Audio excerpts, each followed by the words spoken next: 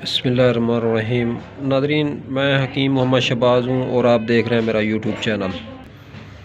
शरबत संदल जो है, इसके बहुत ज़्यादा बेनिफिट और फ़ायदे होते हैं। तो संदल दरअसल दिल की गर्मी और दिल की घबराहट को दूर करने के लिए बेहतरीन दवा मानी जाती है।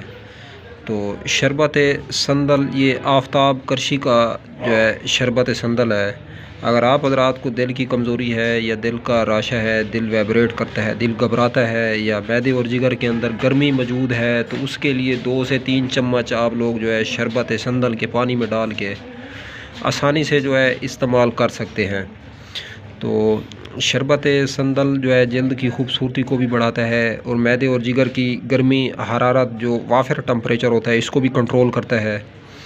तो शरबत संदल जो है ये दिल के जो मरीज़ हैं, हार्ट पेशेंट हैं, उनके लिए भी बेहतरीन और ज़बरदस्त दवा है। अर्जन की छाल का पाउडर आधा चम्मच और शरबत संदल जो है ये तकरीबन आप लोग जो है 3-4 चम्मच पानी में हल करके पी लें, तो दिल की घबराहट और दिल की बेचैनी, दिल का डूबना जो है इससे दुरुस्त हो जाता है।